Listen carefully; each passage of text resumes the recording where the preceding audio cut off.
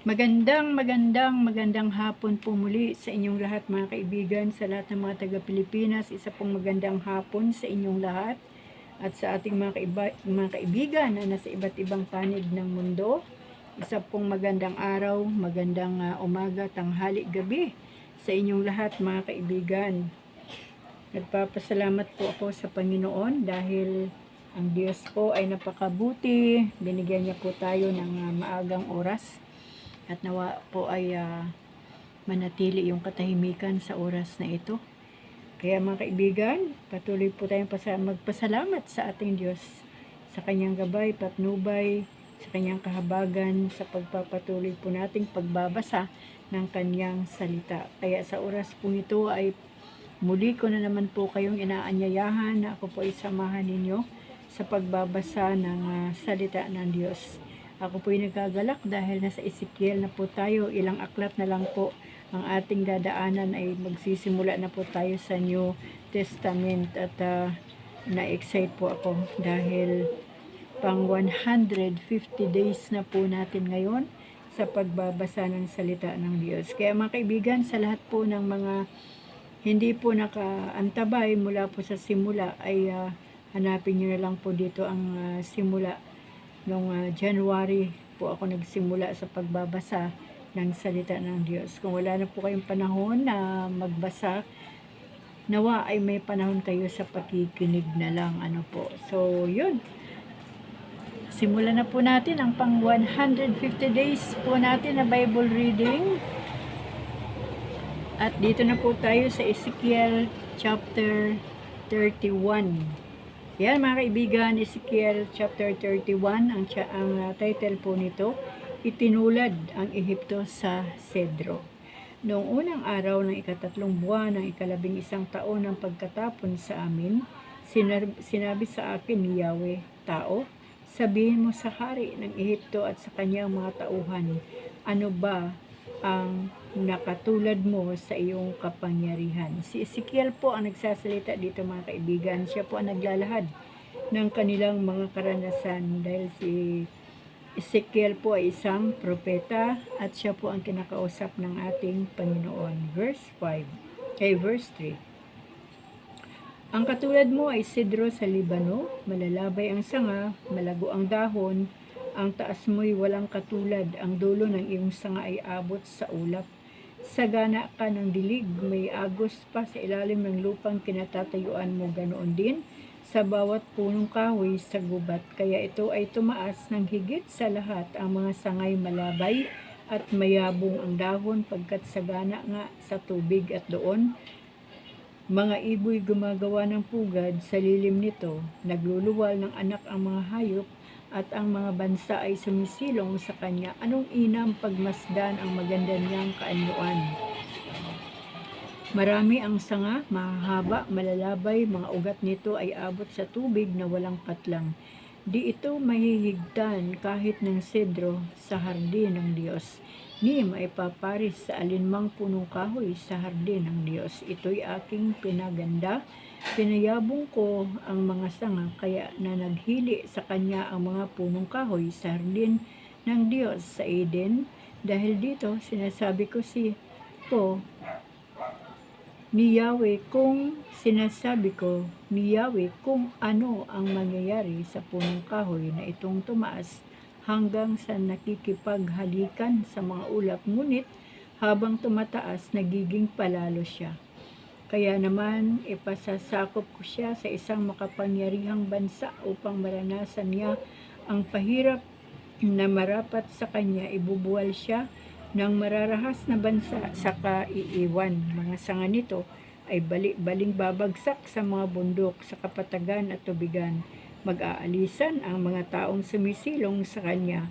Ang mga ibon ay hahapon sa puno nitong nakabuwal, at ang mga hayop na ilap ay lalakad sa mga sanga nitong naghahambalang. Mangyayari ito upang kahit na ang punong kahoy na sagana sa dilig ay hindi na makataas hanggang sa ulap. Silang lahat ay babayaan kong mamatay tulad ng tao, sa gayon lahat ay makararanas ng kamatayan sa walang hanggang kalaliman. Ipinasasabi nga ito ni Yahweh, kapag naihulog na ito sa Sheol, pababayaan ko siyang lumubog sa tubig sa ilalim ng lupa. Pipigilin ko ang agos ng mga tubig para hindi ito umagos sa ibabaw ng lupa dahil sa pagkamatay ng kahoy. Babalutin ko ng dilim ang bundok Libano at malalanta ang mga kahoy doon. Ang mga bansay mayayanig sa lakas ng kanyang pagbagsak sa hukay, dahil dito masisiyahan ang mga kahoy sa walang hanggang kalaliman. Ang pinakapiling punong kahoy sa Eden at ang mga piling sidros ng Libano, pare-pareho silang dadalhin sa Sheol para doon sila magsama-sama ng mga namatay na. Ano pat ang lahat ng sumilong sa kanya ay mga ngalat sa iba't ibang bansa. Alin sa mga punong kahoy ng Eden ang maitutulad sa karangalan at kapangyarihan nito? Gayunman, ihuhulog siya sa walang hanggang kalaliman kasama ng mga punong kahoy ng Eden. Isasama siya sa mga napatay sa tabak. Ang kahoy na ito ay ang Faraon at ang kanyang mga tauhan. Chapter 32. Itinulad sa buhaya ang Faraon. Noong unang araw ng 12 buwan ng 12 taon ng pagkatapon sa amin, sinabi sa akin ni Yahweh, tao, gawin mo ang isang panambitan sa hari ng Ehipto. Sabihin mo, ikaw ay batang-batang leon sa gitna ng maraming bansa, tulad ka ng buhaya sa mga batis ng ilog Nilo. Kinakalambog mo ang tubig at pinarurumi ng iyong mga paa. Kapag natipo na ang mga bansa, pahagisan kitang lambat at ipaaahon sa katihan. Ihahagis ko sa gitna ng parang, babayaan kong kanin ka ng mga ibon at hayop. Ang iyong mga laman ay isasabog sa kabundukan. Ang mga lambak ay mapupuno ng iyong bangkay. Ang lupain, kabundukan at mga batis ay matitigmak ng iyong dugo.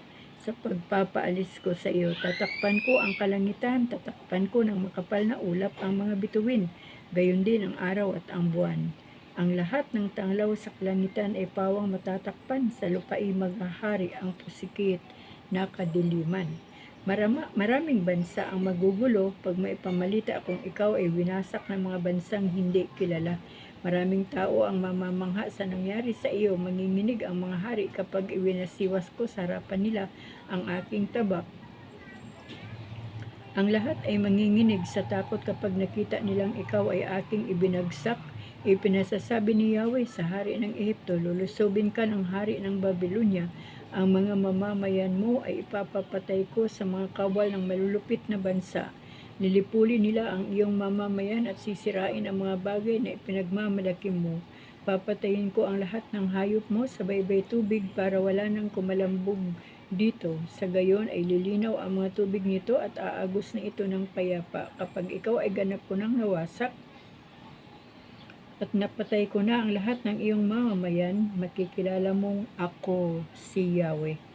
Ang babalang ito ay magiging malungkot na awit. Aawitin ito ng kababaihan para sa buong Ehipto. Akong si Yahweh ang nagsabi nito. Ang daigdig ng mga patay.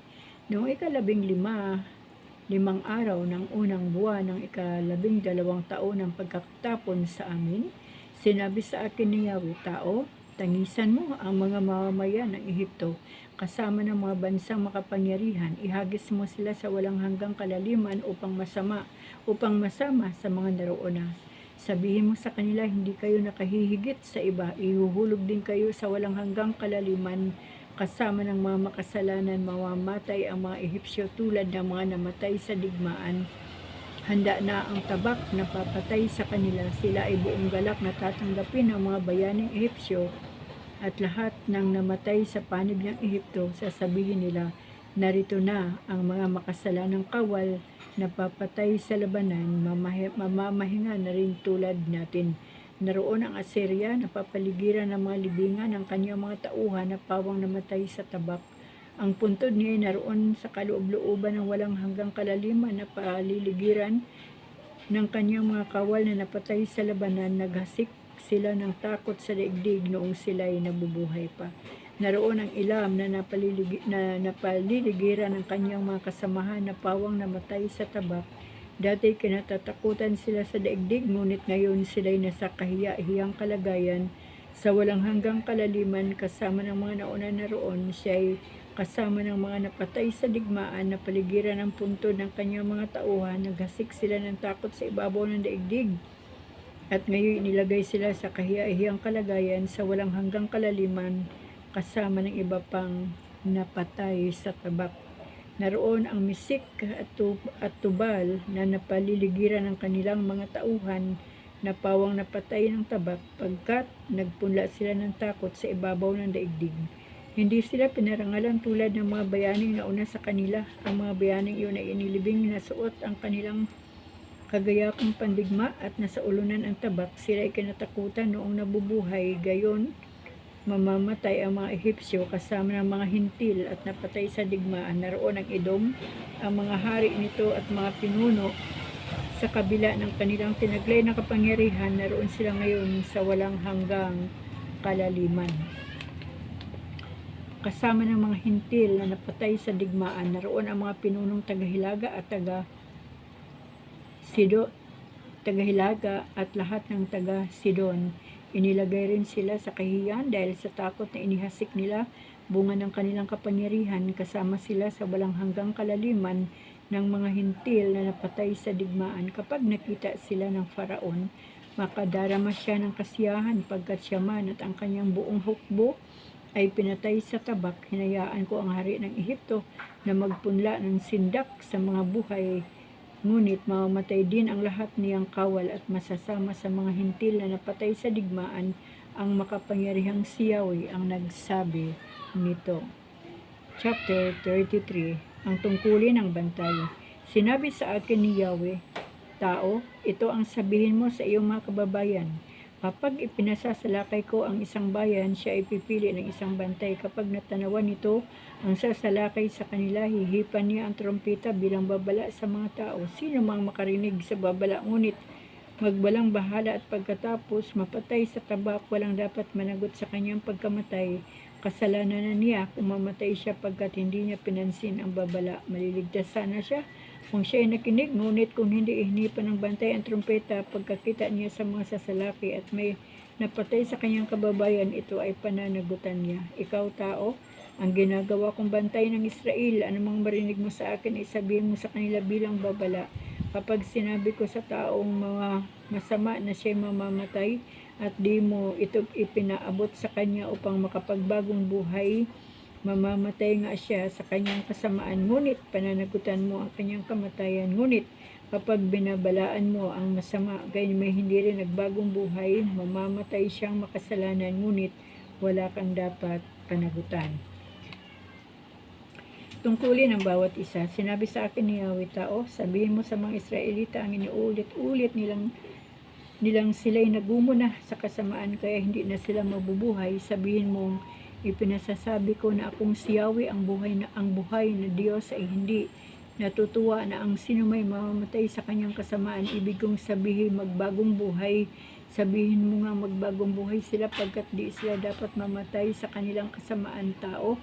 Sabihin mo rin sa iyong mga kababayan na ang dating kabutihan ng matuwid ay hindi makapagliligtas sa kanila kung magpakasama sila. Kung ang masama ay magpakabuti, hindi siya parurusahan. Ngunit kung ang mabuti ay magpakasama, parurusahan siya.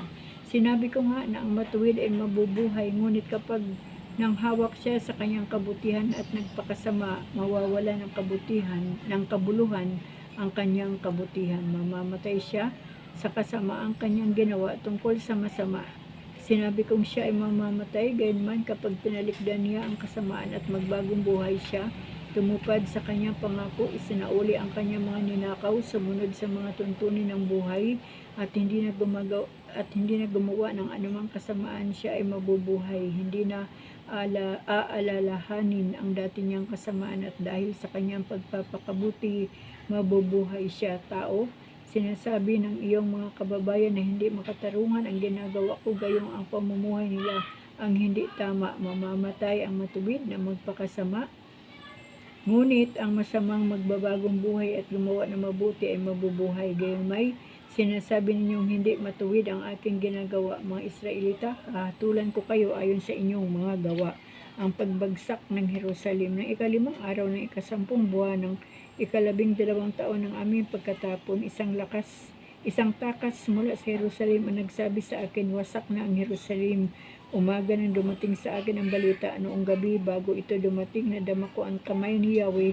Hinipo niya ang aking bibig at ako'y nakapagsalita. Ang kasamaan ng mga tao, sinabi sa akin ni Yahweh, tao, sinasabi ng mga naninirahan sa wasak na lungsod ng Israel na nag-iisa si Abraham nang ibigay sa kanya ang lupain ito. Ngayong marami sila ay kanila na ang lupain iyon. Sabihin mong ipinasasabi ko, kumain kayo ng karneng may dugo, sumamba sa mga Diyos-Diyosan at pumatay ng tao. Sa kabila ba nito'y inaasam pa ninyong ariin ang lupang ito? Nanalig kayo sa talim ng tabak, gumawa ng kasuklam-suklam ng mga bagay, at sinipingan ang asawa ng inyong kapwa. Sa kabila ba nito'y inaasahan pa rin ninyong kamtin ang lupain?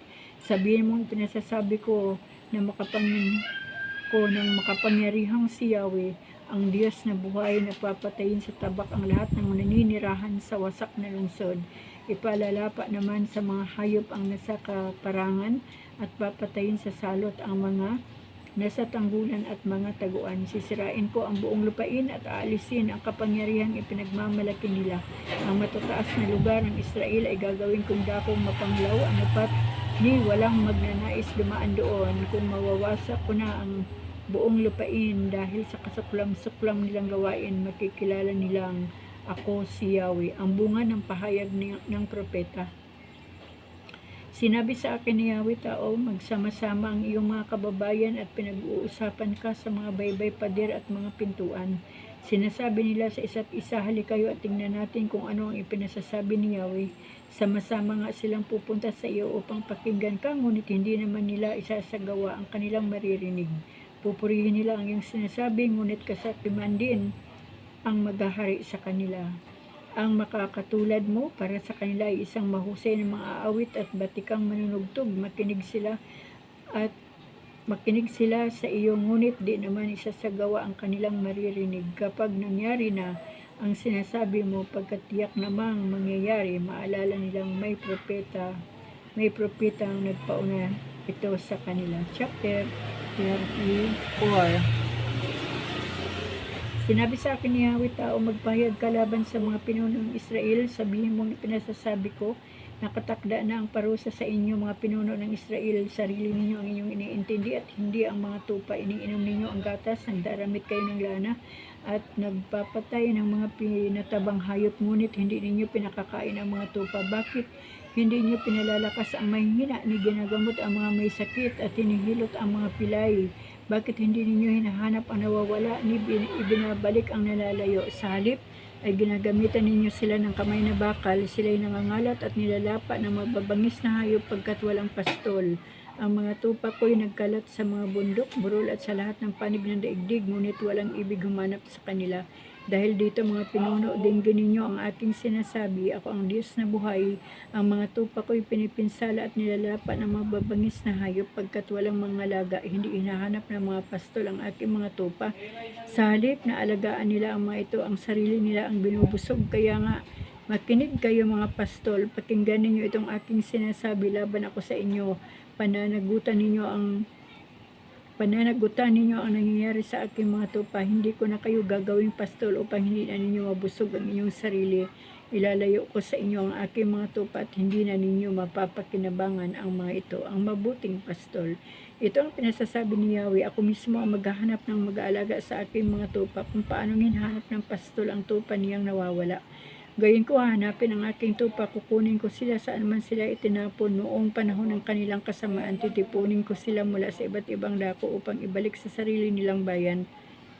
Doon ko sila alagaan sa kaparangan ng Israel, sa tabi ng mga bukal ng tubig at sa magagandang pastulan. Aalagaan ko sila sa sariwang pastulan na sa tahimik na kaburulan ng Israel. Mamamahinga sila sa sariwang pastulan at manginginain ng sariwang damo sa kaburulan ng Israel. Ako mismo ang magpapastol sa kanila at hahanap ng kanilang kahingahan.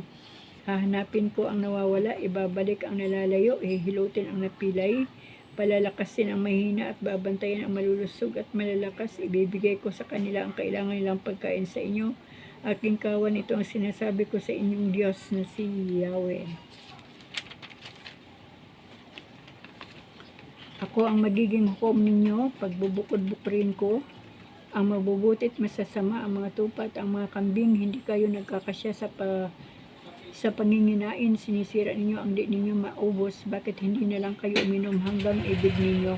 Bakit kinakalambog pa ninyo ang tubig na natitira? Ang kinakain ng ating kawan ay ang dinarupak ninyo at ang iniinom ay yaong kinakalambog ninyo. Dahil dito, sabi ni Yahweh, ako mismo ang magbubukod-bukod sa malulusog at mahinang tupa. Ginigit-git ninyo at sinusuwag yaong mahina hanggang sa sila mangalat kung saan-saan. Dahil dito ako ang mga ngalaga sa aking kawan at hindi ko pa payagang sila'y inyong apihin. Pagbubukurin ko ang mabubuting tupa at ang masasama. Ito talaga ako sa kanila ang isang hari tulad ng lingkod kong si David. Siya ang magiging pastor nila. Akong si Yahweh ang magiging Diyos nila at ang mamahala sa kanila ay isang haring tulad ng lingkod kong si David. Akong si Yahweh ang may sabi nito. Gagawa ako ng tipan upang mabuhay sila ng mapayapa. Paalisin ko sa lupain ang mababangis na hayop upang ang mga tupa ko'y magkaroon ng kapanatagan kahit ang nasa kaparangan o pagubatan. Pagpapalain ko sila at ang lupain sa palibot ng burol na itinalaga nila sa akin. At paulanin ko sa kapanahonan sila, paulanan ko ng pagpapala. Mamumunga ang mga punong kahoy sa kabukiran, mag-aani sila ng sagana buhat sa kanilang lupain at sila'y mamumuhay doon ng panatag. At kumapalaya ko na sila mula sa umaalipin sa kanila, makikilala nilang ako si Yahweh. Hindi na sila luluuban ng ibang bansa ni dadaluhungin ng mabangis na hayop. Mamumuhay na sila ng matiwasay at payapa. Pag-aanihin ko sila ng sagana mula sa kanilang matabang lupain para hindi sila dumanas ng gutom ni kutsain ng ibang bansa. Malalaman ng lahat na ako ang nag-iingat sa Israel na aking bayan. Akong si Yahweh ang nagsabi nito. Kayo ang aking mga tupa sa aking pastulan. Ako ang inyong Diyos. Chapter 35. Ang parusa ng Diyos sa Edom. Sinabi sa akin ni Yahweh, tao, magpahayag ka laban sa Edom. Sabihin mo, pinasasabi ko, ako'y laban sa iyo, bundok ng Edom. Gagawin kitang ilang, wawasakin ko ang iyong mga lungsod at gagawin kong dako ng kapanglawan. Sa gayon makikilala mong ako si Yahweh. Lagi mong nilulusob ang Israel at pinuksa mo ang kanyang mamamayan sa panahon ng pagpaparusa sa kanya. Dahil dito, akong si Yahweh ang Diyos na buhay ay nagsasabi sa iyo na ikaw ay tiyak na mamamatay. Ikaw ay pumatay, kaya papatayin ka rin. Gagawin kong ilang ang iyong lupain at sino mang maglakbay roon ay papatayin. Tatambakan ng bangkay ang iyong mga bundok, lambak at mga bangin. Gagawin kitang dako ng kapanglawan at ang iyong mga lungsod ay aalisan ko ng mga tao. Sa gayon makikilala mong ako si Yahweh. Sinabi mong iyo ang Israel at Judah, bagamat alam mong ako ang Diyos nila. Dahil diyan akong si Yahweh ang buhay na Diyos ang nagsasabi sa iyong tiyak na pagdurusahan mo ang iyong pagkagalit, pagkainggit at pagkapuot sa aking bayan. Gagawin ko na sa iyo ang ginawa mo sa kanila. Makikilala ninyong ako si Yahweh pag naparusahan ko na kayo. Sa gayon, malalaman din ninyo na alam ko ang inyong kalapastanganan ng ibig sabihin ninyong ang kaburulan ng Israel ay winasak upang inyong sakupin. Kinalaban ninyo ako at pinagsalitaan ng kung ano-ano. Ito'y hindi lingid sa akin. Wawasakin kita ng lubusan. At ito'y ikatutuwa ng ibang bansa. Gagawin ko sa iyo ang ikinatutuwa mong pagkawasak ng Israel na aking hinirang. Wawasakin kita, bundok ng Seir, at ito ang magiging wakas ng buong silong. Sa gayon, magkikilala ng lahat na ako si Yahweh.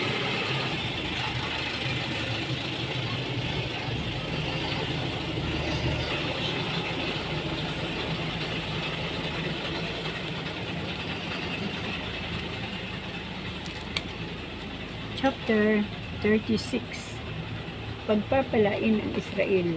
Sinabi sa akin ni Yahweh, tao, magpahayag ka sa kaburulan ng Israel. Sabihin mo, kaburulan ng Israel, dinggin mo ang salita ni Yahweh. Sinasabi sa iyo ng kaaway ninyo na mabuti nga at ang kataasan ay sakop na natin, kaya magpahayag ka.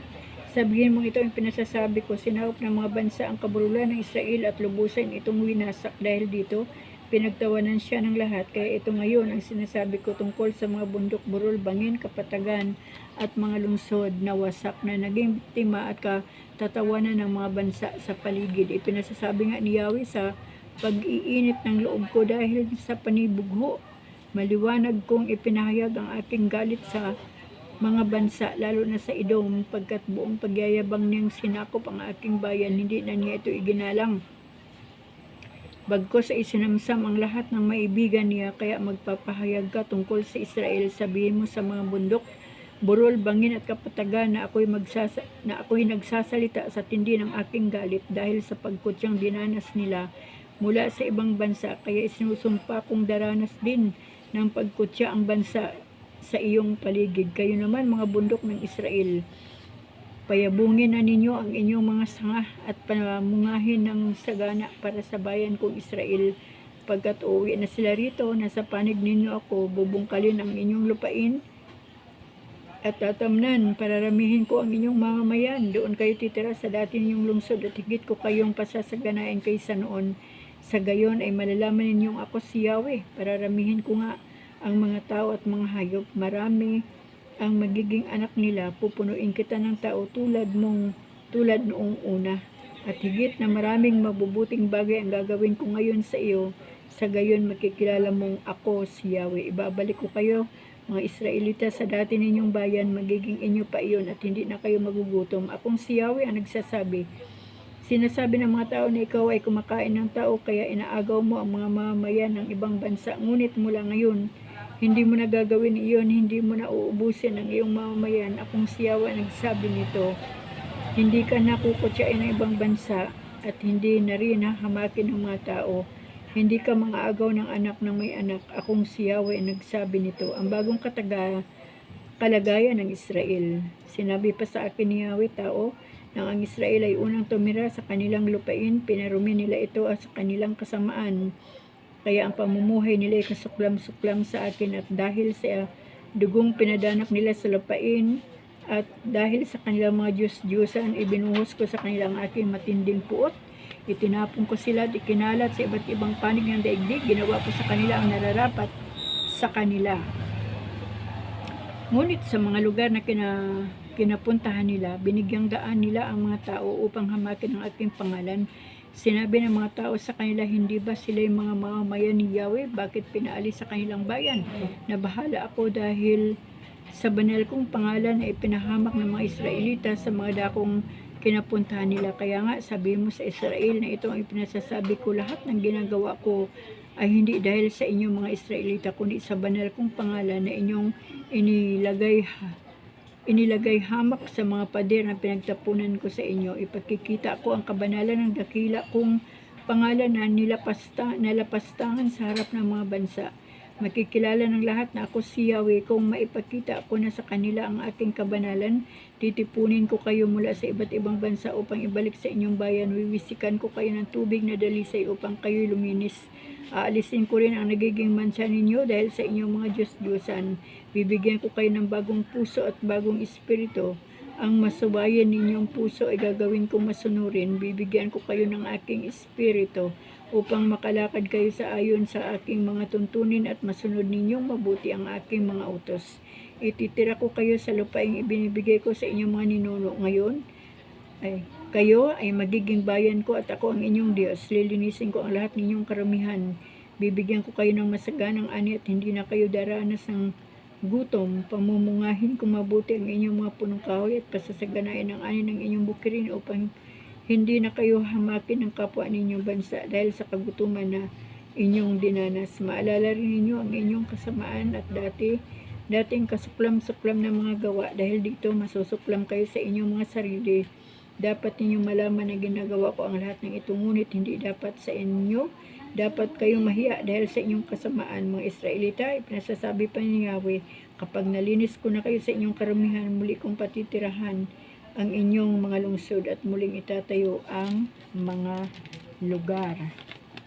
nawasak. Ang mga ilang na dako ay muling bubungkalin. Pag nakita ito ng mga tao ay sasabihin nila, ang lugar na ito'y dating tiwangwang ngunit ngayon parang hardin ng Eden. Ang mga lungsod na wasak at walang tao ngayon ay may nakatira na.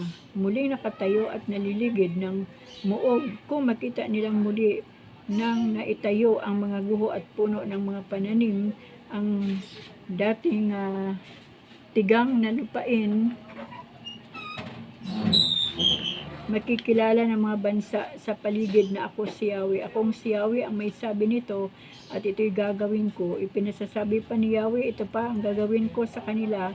Ipagkakaloob ko ang hilingin nila sa akin, pararamihin ko sila tulad ng makapal nilang kawan. Pararamihin ko silang tulad ng mga tupang panghandog, tulad ng mga tupa sa Jerusalem kung panahon ng kapistahan. Sa gayon, ang mga lugar na walang nakatira ay mapupuno ng tao at makikilala nilang ako si Yahweh. Purihin po ang Panginoon mga kaibigan sa binasa nating kapahayagan ni Propeta Ezekiel. Ano po, napakaganda po ng ating binasa. Dito po natin nakita na kahit gaano nakatindi ang ginawang pagkakasala ng mga Israelita ay naroon pa rin ang pag-ibig ng Diyos at inihahanda pa rin ng Diyos ang mga bagay na kanilang pangailangan, ang kasaganaan ng kanilang mga buhay at pamumuhay. At meron po tayo dito isang highlights na narinig niyo po ba? Sabi ng Panginoon kay Ezekiel, tao, yan, paalalahanan mo, sabi niya, ang mga tao na sa ating panahon, yung mga makabagong mga Ezekiel, sabihin natin sa ating mga sarili na tao, na tayo na yung tinutukoy ng Panginoon, na kapag hindi natin ipinahayag ang katotohanan sa mga taong nakakasalamuha natin, mga kakilala natin o sa pamilya natin, ano po, at sila'y napahamak, pananagutan natin sila. Pero kung sila ay hindi nakinig sa babala ng Panginoon, wala tayong pananagutan, mga kaibigan. Kaya ang kailangan po talaga natin gawin ngayon ay magpaalala, magbahagi, ipamalita ang patungkol sa ating Panginoong Jesucristo, na ang Diyos ang ating tagapagligtas, ang ating Panginoon, at ang magiging mga anak ng Diyos. Ang siya lamang makakaranas at makakatanggap ng buhay na walang hanggan. And we claim it by faith, mga kaibigan ko, na isa tayo doon sa makakatanggap at makakaranas ng buhay na walang hanggan. Kaya habang may panahon, habang may oras pa, gayahin po natin ang mensahe ng Panginoon kay Ezekiel, na tayo man po ay maging Ezekiel ng kapanahonan ngayon, na magbigay ng babala, ibalita sa mga tao ang katotohanan upang sa ganon maranasan din po nila ang kaligtasan. Ayan, purihin po ang Panginoon, mga kaibigan, sa ating binasa hanggang chapter 37 po tayo. Salamat sa Panginoon dahil ang Diyos po ay napakabuti. Ang Diyos po ay hindi nagbabago. Ang Diyos po ay hindi nagkukulang sa ating mga buhay. Kaya purihin po ang Panginoon sa hapong ito. Mula chapter 30 hanggang 36 lang po pala tayo, mga kaibigan. At purihin po ang ating Diyos sa hapong ito dahil narinig na naman po natin ang kanyang salita.